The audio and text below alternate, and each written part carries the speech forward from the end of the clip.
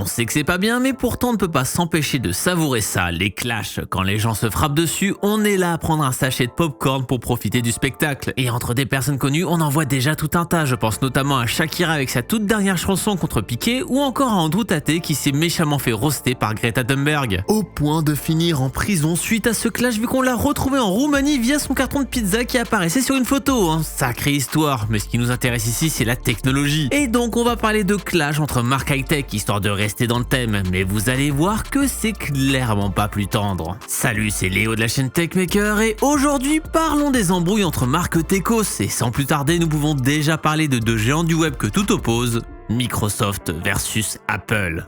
Retournons dans le passé pour voir ce que beaucoup voient comme la genèse du clash 2006. À cette époque, tout est encore à construire. L'ordinateur personnel commence à se démocratiser, le téléphone aussi, on commence même à parler de smartphone et chacun est là à choisir un clan. Et c'est comme dans Warcraft, le choix du début est décisif entre la Horde et l'Alliance et une fois ce choix fait, le changement de camp est extrêmement rare. C'est donc le moment de capitaliser pour aider les néophytes à choisir un camp. Et Apple l'a bien compris avec sa campagne Get a Mac. Ces campagnes sont là pour montrer les systèmes d'exploitation à travers deux personnes, un PC représenté par un vieux monsieur et Mac par un Jones branché. Et étant donné que les publicités sont créées par Apple, eh bien le but est bien sûr de casser du sucre sur le dos de Microsoft, littéralement, étant donné qu'on y voyait Microsoft casser car ce dernier n'a pas de port magnétique pour la recharge, ce qui fait que son utilisateur a trébuché dessus. Tout était bon pour taper sur Windows. Et à l'époque, et surtout aux États-Unis, la publicité comparative c'était quelque chose qui non seulement était légal mais aussi extrêmement commun. Certains se rappelleront de clash entre Sega et Nintendo par exemple. Et vraiment, de nos jours, on n'en voit plus trop car on se rendra compte par la suite que c'est pas forcément une bonne idée, mais 2006 c'était rock'n'roll. Apple a énormément marketé là-dessus et a utilisé ses spots jusqu'en 2008 et c'est là que l'histoire devient drôle car plutôt que d'ignorer le truc, Microsoft décide de faire des publicités avec exactement le même délire. Alors souvent utilisé comme base, le but était simple, profiter de la notoriété de cette pub à son avantage et qu'on se rappelle plutôt de ce spot comme profitable à Microsoft et non à Apple. Bon, malheureusement, cela n'aura pas marché et n'aura fait que renforcer la puissance d'Apple, mais c'était bien tenté. On arrivera donc à un clash entre les deux marques qui sortiront des spots publicitaires en 2009 sur le même principe, puis un Microsoft qui épuisera le tout jusqu'en 2014. La guerre aura duré 8 ans tout de même, mais ces publicités resteront ancrées dans la tête de beaucoup. Apple aura réussi un coup de maître en humiliant pas mal Microsoft, mettant en tête de toute une génération que c'était des produits peu agréables à utiliser. Ouais, désolé si vous êtes fait avoir en croyant à ces pubs. Apple versus Samsung. Apple a certes été très taquin par le passé auprès de ses concurrents, mais cela a beaucoup changé au fil des années. Maintenant qu'ils sont au top du top, pourquoi perdre du temps à s'abaisser à ses concurrents? Autant créer soi-même sa révolution. Et l'une de ces révolutions, ça a été l'iPhone 10, et non X comme beaucoup de gens disent encore aujourd'hui. Avec ce modèle, Apple voulait montrer un tout nouveau visage du smartphone et surtout utiliser le vôtre pour vous identifier avec Face ID. Avec ça, c'est accompagné un tout nouveau design, enlevant l'iconique bouton unique présent sur tous les modèles depuis le début. On est donc sur un écran qui prend l'intégralité de la face avant, enfin presque l'intégralité. En effet, pour cette fameuse détection de visage, il faut beaucoup de capteurs, une caméra ainsi qu'un projecteur de points pour que la détection de visage 3D soit la plus précise possible et ne puisse donc pas être trompée par une simple photo comme cela peut arriver à des concurrents. Et tout ça, ça prend de la place, ce qui créa donc une des plus grosses ignominies de ces 10 dernières années, l'encoche. Et à l'époque, elle était vraiment mastoc. Beaucoup d'utilisateurs s'en sont moqués et certaines marques ne s'en sont pas privées non plus. Et là, on ne parle pas du concurrent direct des ordinateurs, mais plutôt celui des smartphones, Samsung. En effet, ils ont carrément sorti des publicités où nous voyons des clients aller dans un Apple Store et qui se rendent compte de l'absurdité de la marque et qu'il faudrait plutôt aller chez Samsung. Ouais, encore une fois, les publicités sont plus libres dans certains pays. Et le comble là-dedans, c'est quand on voit une famille entière avec une coupe originale. En effet, cette dernière représente l'atrocité du notch. Samsung a par la suite continué à se moquer d'Apple à chaque mise à jour trouvée absurde par la communauté, comme le fait d'enlever le chargeur des boîtes de smartphone. Et en vrai, la com est intéressante et surtout marquante et a continué au fil des années car même en 2021 on voit encore des moqueries sur cette disgracieuse encoche. Sauf que le problème ici, c'est que tout s'est retourné contre eux car ils ont fait exactement pareil par la suite. On peut par exemple prendre la Galaxy Tab S8 sortie en 2022 qui a bel et bien une encoche. Et pour ce qui est du retrait de chargeur, on l'a vu 6 mois après la moquerie sur absolument tous les modèles de la marque. Même un smartphone à 1800 € comme les derniers pliables de Samsung n'en contiennent plus. Ouais, un peu abusé quand même, surtout que quand on s'y connaît un peu, on sait que chaque chargeur a ses spécificités publicité et qu'un chargeur tiers aura très peu de chances d'être réellement optimal en termes de recharge à moins de vraiment y faire attention au moment de le choisir. Donc ouais, pas ouf, mais tout ça vous le saviez déjà car j'avais fait une vidéo sur pourquoi le fait d'avoir retiré les chargeurs était une bêtise sans nom. C'est clair que Samsung a beaucoup perdu en crédibilité avec tout ça et que maintenant chaque rost qui essaie de mettre en place la marque est souvent vu à la rigolade étant donné qu'elle ne va jamais au bout de ses idées, ce qui n'est clairement pas le cas du prochain. Dbrand versus tout le monde.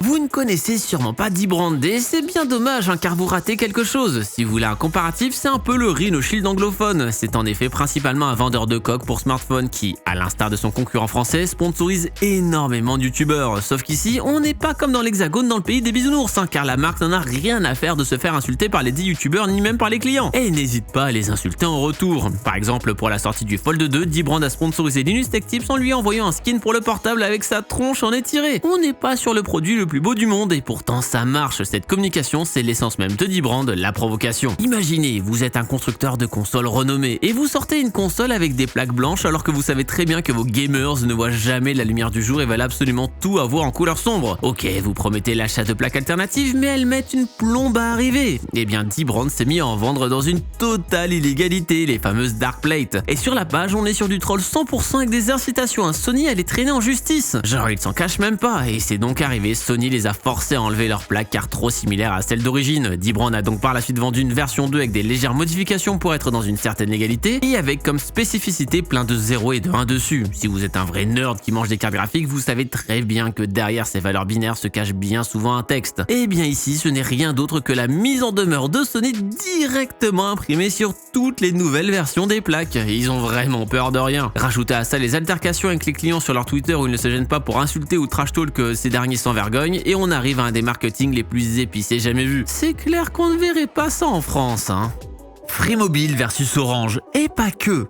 S'il y a bien une marque similaire en France, même si soyons honnêtes beaucoup moins virulente, eh bien c'est bien Free. Après tout, ils sont venus pour casser le game en détruisant complètement la triple entente entre Orange, SFR et Bouygues Télécom. Pour les plus vieux d'entre vous, avant l'arrivée de Free et d'autres règles et sanctions dans les années 2010, payer 30 € pour un forfait 2 heures d'appel, c'était juste la norme. Et ça, Free aime bien le rappeler en agressant sans cesse les 3 opérateurs historiques. Après tout, c'était la meilleure des communications possibles car arriver sur un marché une décennie après les autres, c'est compliqué de s'insérer. Alors autant montrer qu'on est le petit nouveau qui est là pour en découdre. Quelque chose qui a aussi fait très mal, c'est en 2018 où Xavier Niel a tout fait pour pousser les gens à se faire rembourser leur smartphone subventionné par Orange, SFR et Bouygues. Et Xavier, c'est le patron de Free quoi. Et c'est quoi un smartphone subventionné? Ce sont les fameux téléphones payés en 12, 24, 36 ou 48 mois que vous payez soi-disant 1 € et qui vous reviennent en réalité 2 fois plus cher que normalement car vous payez un forfait à 200 € par mois. Il y a eu des choses qui sont montées en justice dans tous les sens et à côté de ça, le patron d'Orange s'est mis à tacler Xavier en disant que tout le monde n'a pas ses moyens pour pouvoir se payer un smartphone au prix fort. Ouais, assez hypocrite je trouve. Personnellement, ce genre de smartphone subventionné, je trouve que c'est l'arnaque ultime, mais je vous garde ça de côté pour une prochaine vidéo. Alors abonnez-vous pour ne pas rater une astuce qui vous fera économiser des centaines d'euros. Même pour ses 10 ans, Free a fait une vidéo rappelant que son but est d'aider les Français à communiquer sans les niquer et pique un direct aux autres opérateurs. Certains réagissent un peu comme Orange rappelant sur ses spots publicitaires que toutes les 5G ne se valent pas pour ainsi remettre en tête que la connexion mobile chez Free est parfois assez aléatoire et qu'on peut se retrouver assez facilement sans réseau dans certaines villes. Ouais, c'est clair que la pub traditionnelle en France reste assez timide niveau communication car déjà la publicité comparative est beaucoup plus réglementée qu'aux États-Unis comme on a pu le voir sur les spots Apple versus Microsoft, mais aussi car c'est clairement moins dans l'état d'esprit. La French Touch ne se rabaisse pas, ça voyons. Bon, histoire de contrôler un peu plus tout ça et toujours dans cette idée de communication agressive, ils ont créé eux-mêmes un concurrent, Riff Mobile, qui a pour but d'écraser Free avec des forfaits 5G imbattables grâce à la combinaison de la 2G et de la 3G, ce qui revient à un coût bien moins élevé. Il y a même une box à monter soi-même en 7 étapes. Le clou du spectacle,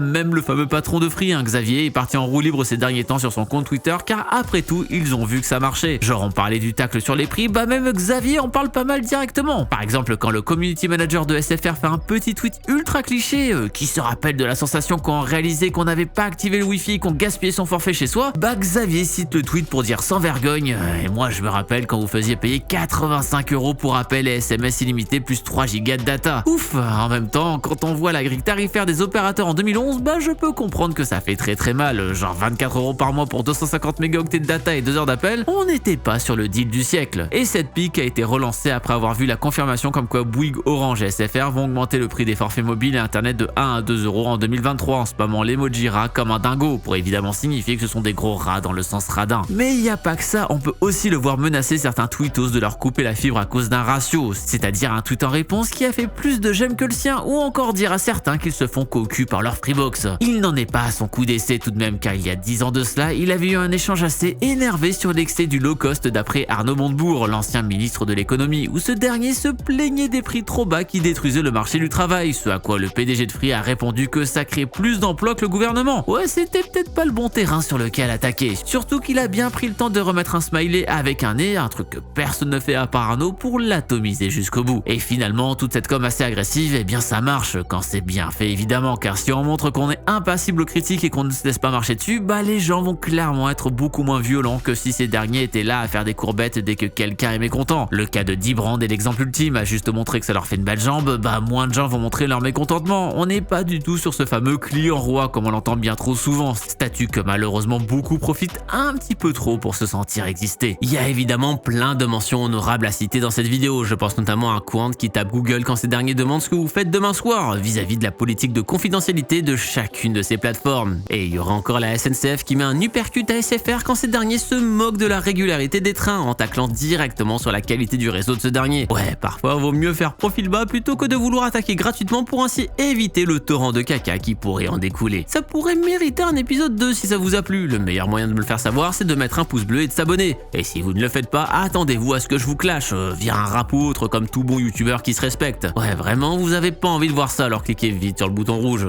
Sur ce, je vous laisse cliquer sur une des autres vidéos qui viennent d'apparaître sur le côté. Et d'ici la prochaine fois qu'on se voit, eh bien n'arrêtez jamais d'apprendre. Salut!